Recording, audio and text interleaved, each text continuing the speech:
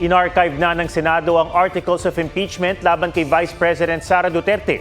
May live report si Rafi Tima. Rafi.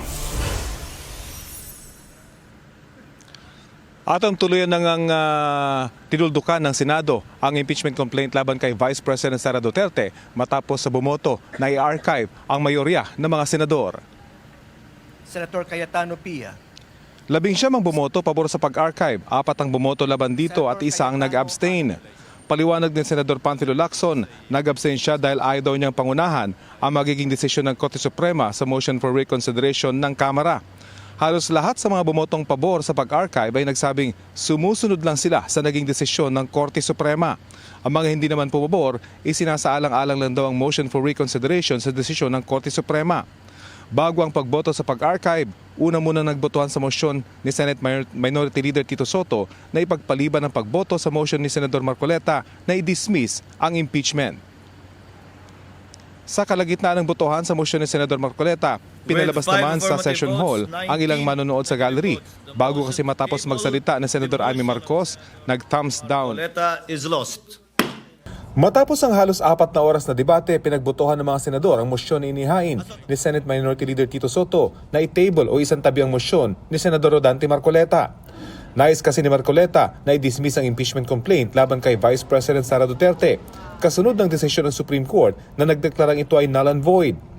Pero kalaunan, iminungkahi ni Senador Alan Peter Cayetano na amyendahan na lang ang mosyon ni Marcoleta. Send it to the archives, like we will have the same result. If that is the case, and I will be pleasing Senator Soto if I do that.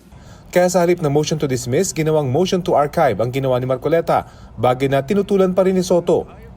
5 ang bumoto pabor sa motion ni Soto habang 19 ang bumoto kontra rito, kaya tuloy nitong ibinasura ng Senado. Natuloy ang botohan para sa motion na i-archive ang articles of impeachment. Bago yan, sa privilege speech ni Marcoleta, inisa-isa niya ang mga anyay hakbang ng Kamara na di raw naaayon sa sariling impeachment rules para pagulungin ang impeachment trial ni Duterte. Isa riyan ang pagkakaroon ng 3 naunang impeachment complaint bago mapirmahan ng sapat na bilang ng kongresista ang ika-4. Tulad ng sinabi ng Korte Suprema, nilabag din daw ang 1-year ban sa pag-initiate ng mahigit isang impeachment complaint laban sa isang opisyal. Hindi raw ito inirefer sa House Justice Committee at hindi isinama sa Order of Justice. Bukod dyan, mahirap na raw baliktarin ang desisyon ng Korte dahil unanimous daw ang pagdeklarang unconstitutional ang articles of impeachment. Ang impeachment complaint po ay parang sinaing na niluto ng House of Representatives. Hilaw po eh. The Supreme Court has already spoken. The last arbiter of law. It says the complaint is unconstitutional. The Senate never acquired jurisdiction over this. It is immediately executory. Hilaw yung complaint. Hilaw din yung decision. Ang tumatakbo ng matulin, kung matinik ay malalim. Po tayo pag nananakbo. Ako po ay nakasapatos at saka sa kalsada kaya hindi po ako matitinik. Ayon kay Soto, dapat hintayin muna ang desisyon sa inihahing motion for reconsideration ng Kamara kaugnay sa ruling ng Korte Suprema. The Supreme Court decision, Mr. President, although immediately executory, is not yet final, thus appealable. Ngayon, naka-appeala na.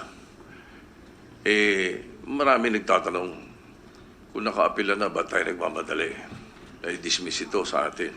Sina Senador Panfilo Lacson at Senadora Risa Ontiveros kinatigan si Soto. A tabling is not defiance of the Supreme Court. Wala pa nga po kasing final na decision. How do we deal with the pending motion? I refer to the motion to dismiss. Shall we even take it up or deal with it? Kasi wala po sa rules natin.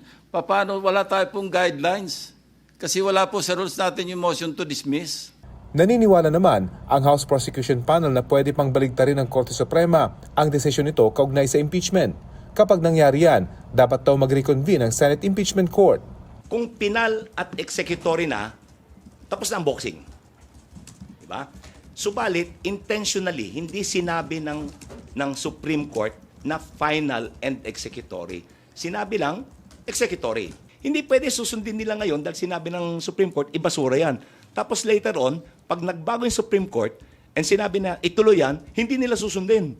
Hindi pwedeng ganun. Ang mga hukom po, tao rin sila eh. na maaring magkamali.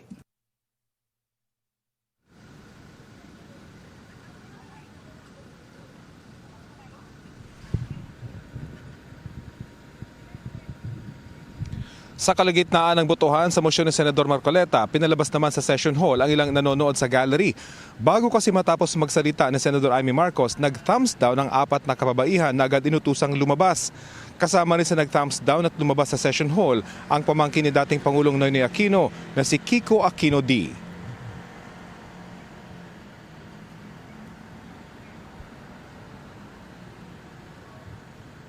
Bakit naman ngayon? Atom, alas 9:30 na natapos ang botohan matapos sa magpaliwanag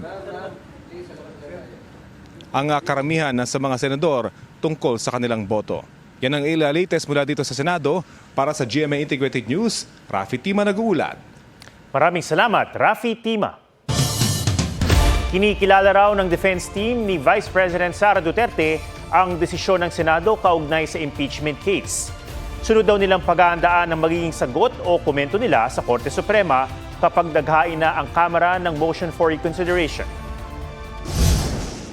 We acknowledge yung naging desisyon ng Senate to adhere to the Supreme Court ruling and also to archive yung articles of impeachment. But do you believe, Attorney, that the impeachment case is now dead, now it's in the archive?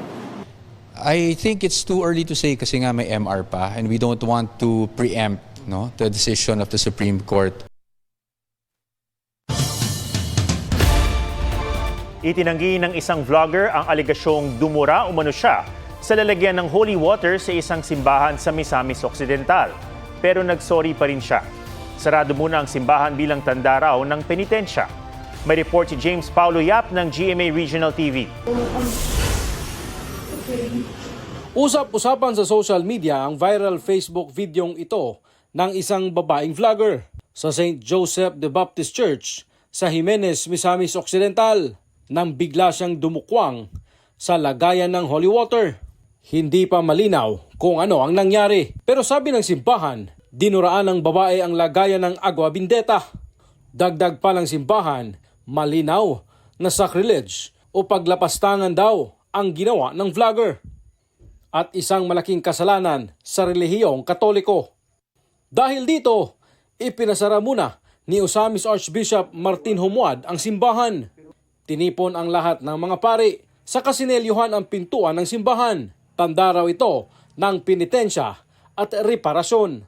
O dili kini dula-dula lang, giyama-yamaan o gipanamas-tamasan ang maong simbahan, mao nga kini atong iuli o atong ihalad ngadto sa Ginoo pag-usab. Kay ang balaod sa simbahan mao man gayon ang kaluwasan sa tao. Pero kung adunay magbinuang sa maong kaluwasan, doon na po tayo responsibilidad. Hindi pa masabi kung kailan muling bubuksan ang St. John the Baptist Church na isang national cultural treasure at itinayo noong late 19th century. Until further notice, tungod kay usa kini ka dako nga salaod nga nahimo dili lamang sa usa ka tawo kundi dili apektado ang katawhan tungod sa gitawag og corporate sin. Inautunta nga doon na tayo mga penitensya, doon na tayo mga pag-ampo nga paghahimuon, doon na tayo mga sakripisyo nga paghahimuon. Iniutos din ng Arsobispo ang Holy Hour of Adoration at Service para sa pagkukumpisal bukas ng alas 3 ng hapon para raw sa spiritual healing. Sa isang video post, umiiyak na itinatanggi ng babaeng vlogger ang alegasyong dinuraan niya ang lagayan ng holy water. Gayunman, nagsorry siya sa simbahang Katoliko. Nay mga tao nakasunod nga nung maluwa man ko dito, wala may tao nakasunod sa ako.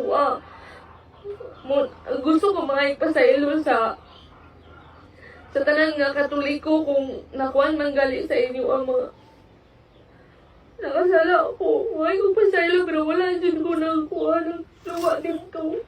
Ayon naman sa PNP, nagbabalak na magsampa ng reklamo ang lokal na pamahalaan at ang mga kinatawan ng simbahan laban sa content creator.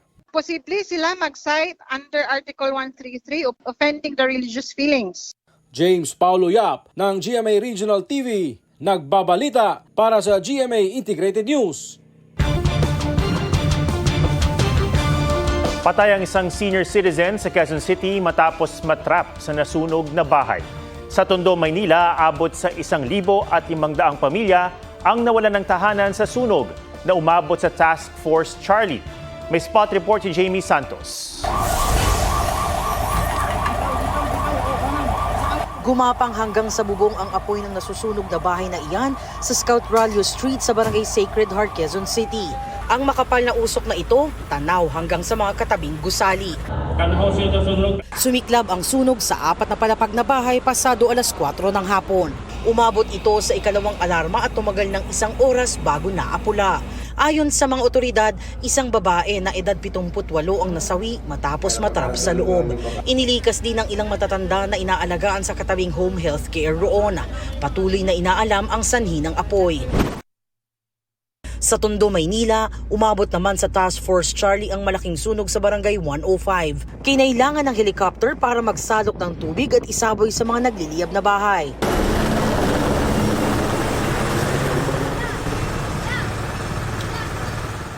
Pahirap sa mga bombero ang makipot na kalsada kaya ang mga fire trucks halos magsiksika na.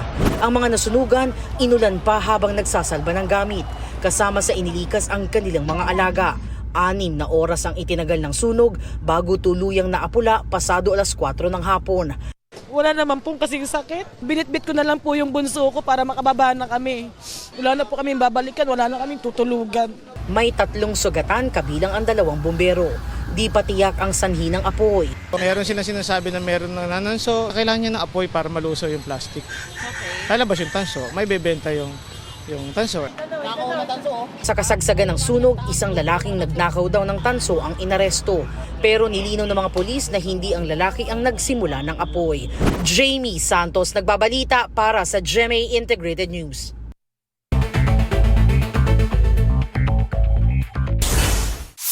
Pilipinong turista sa Hong Kong patay matapos mabundol ng taxi. Viral na ang dashcam video ng aksidente. Ayon sa Hong Kong Police, sugatan din ang 80 anyos na driver na agad inaresto. Nahilo umano siya kaya nawala ng kontrol at sumampa sa bangketa. Ayon sa DFA, kasama ng biktima ang isang kaibigan at pauwi na sana sa Pilipinas. Inaasikaso na ang pagpunta ng pamilya ng biktima sa Hong Kong. Pag-aangkat ng bigas ng Pilipinas, sinuspinde ng 60 araw ni Pangulong Marcos. Magsisimula ito sa September 1. Ayon sa palasyo, ito'y para protektahan ang mga Pilipinong magsasaka na apektado ng mababang presyo ng palay ngayong anihan. MRT-3, may libreng sakay para sa mga pasaherong may national ID. Ayon sa DOTR, ipapatupad yan sa lahat ng Miyerkules ng Agosto. Mula 9 hanggang 11 ng umaga at 6 hanggang 8 ng gabi. Maaaring ipresenta ang physical card, printed paper o digital copy version ng national ID para makalibre ng sakay. Mark Salazar, nagbabalita para sa GMA Integrated News. Huwag magpahuli sa mga balitang dapat niyong malaman. Mag-subscribe na sa GMA Integrated News sa YouTube.